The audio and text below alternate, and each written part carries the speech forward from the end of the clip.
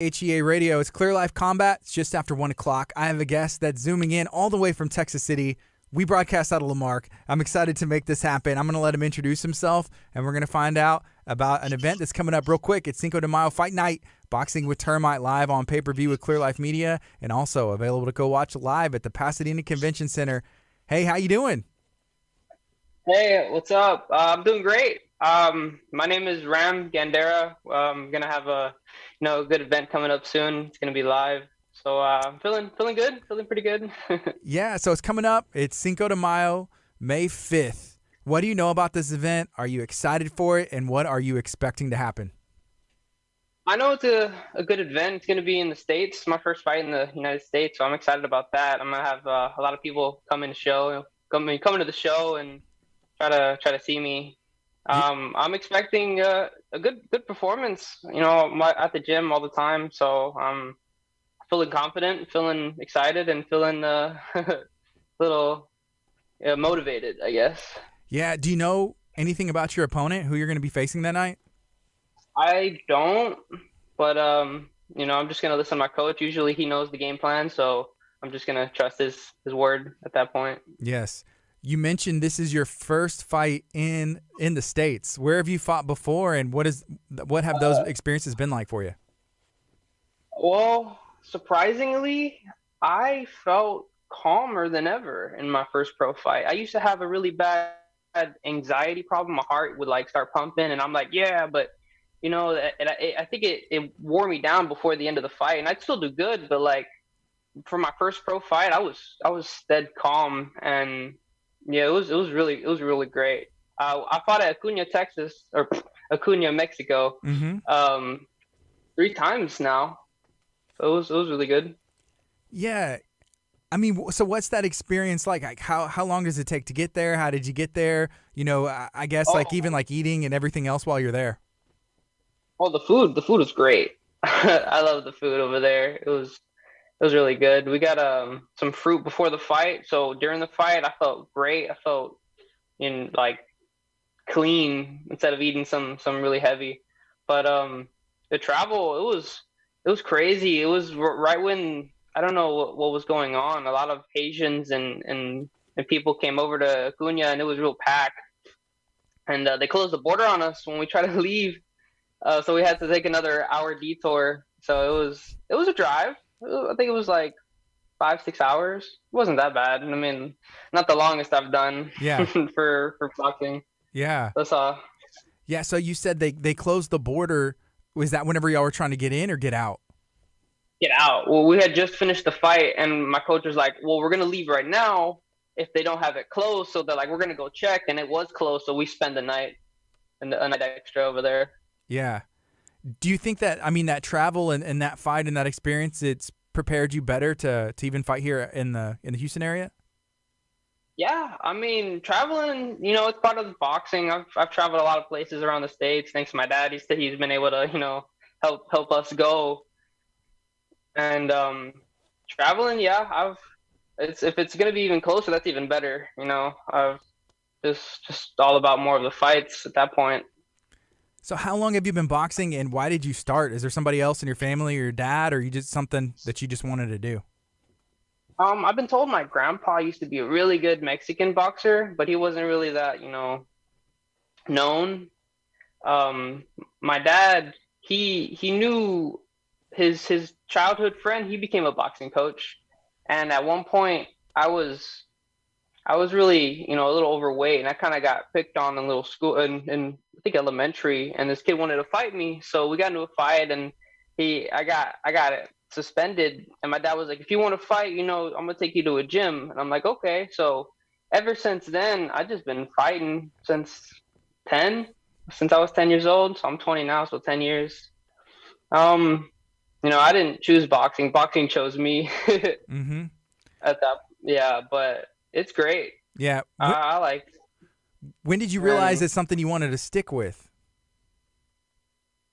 for a while, I didn't know. It was just I was going through the motions and in it because I was good at it. But ever since I got my car and I've been taking myself, like it's more internal about me motivating myself, and I'm enjoying it. It's part of my life. Every morning I wake up 7 in the morning. I'm driving to the gym and then Hmm. driving back, and I'm just like, I'm okay with this. This is cool. Yeah. To punch people, get money for it. And so how many times would you estimate that you fought, in these past 10 years whenever you were still an amateur? I have just about 70, give or take, amateur fights. That's a lot of fights. It is a lot of fights. I've been most of them were with Bayou City Boxing Club. My old coach, Hmm. Victor Rodriguez, he was a good coach. We train hard all the time, and that got me my toughness. Hmm. But I think when I moved to Lopez Boxing Club, he understands the game a little more in terms of like what to play in while you're in battle. So I think I think it's been 2.5 years now since I've been with Lopez Boxing Club in Where Baytown. Okay, I was gonna ask where are they at, and then it's strictly boxing. That's what they eat and breathe, right? Oh, definitely. Strictly boxing. Good defense and like what to do in the pocket, what to do out the pocket, where you want to be during the fight. Hmm. So How would you describe your style? my style is I rely on my defense for sure. I don't mean you don't want to get hit, obviously. So good defense with you know I like to stay a little bit out of the pocket more, with breaking the distances, Hmm. but I can fight in the pocket. I mean, I used to be a brawler. I mean, I can brawl. I can brawl. I got that in the bag. But I'm practicing distance. I'm practicing at least, knowing where to punch, knowing where to stand, because it's a lot more than just standing and punching. Hmm. What's the goal for you in your career? I want to be known. I want people to know who Ram is. I'm like, I've always strived to be just someone who can do something extraordinary. Or something crazy. Um, that's just kind of who I am. I want, I just want to do something out of this. Yeah. And Probably make some money, set my family up. But either way, I'm just doing me.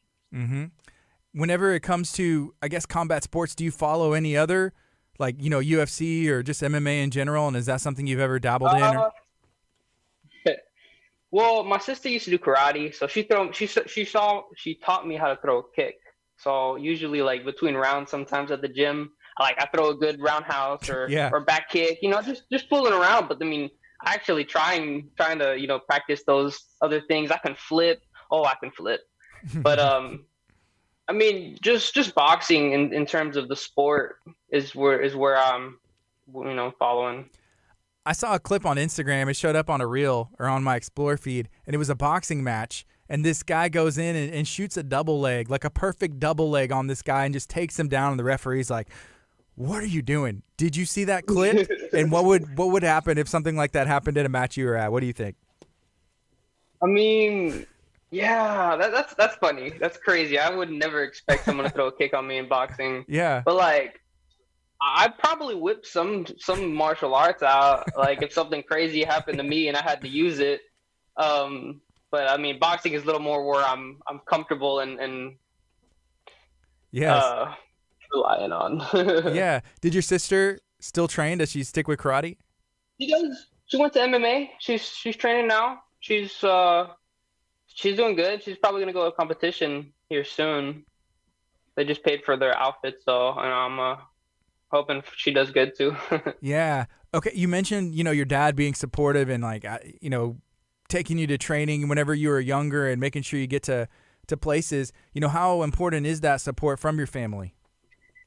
Oh, it's the best. My family is amazing. They love me. They support me. They motivated me a lot. It was a lot of the time I just let them motivate me for boxing. It was extrinsic, but after years, I'm like I like this. This is my life, and I'm doing it for my family. I'm doing it for myself, and I love them. I'm happy that they're there for me. My dad, financially, he's worked his whole life, and he's working just to pay for these fights, the travel, the fights in USA boxing, they're not cheap. Yeah. Yeah, they're a whole week long over there, and we did a lot of them, a lot of national tournaments, a Mm-hmm. lot of fights.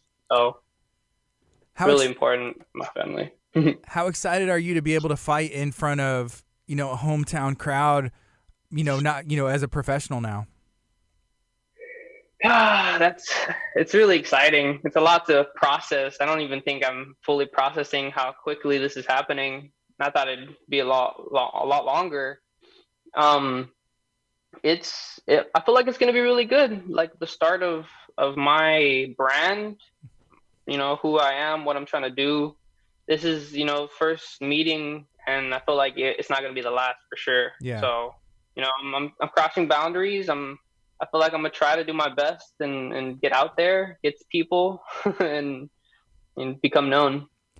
You mentioned earlier about having that, I guess, that adrenaline rush whenever you walk into the ring. How do you manage that now? And do you think that is that always going to be there, or is it just a management thing? Well, I think, it's with years of dealing with it, of experiencing it. Like, yeah, the adrenaline, you're about to fight. And what I'd say what got me through it is like, I know I'm not gonna die. I know I'm gonna do what I'm gonna do, and my coach is gonna watch over me. But you know, it's still gonna be a war. So I'm gonna, prepare myself, but I'm still gonna be safe. So I'm, calming myself and just perform. Trust in your skill and trust in your ability. Trust what you know, and that motivated me to just keep myself entirely calm and ready for war. Mm-hmm.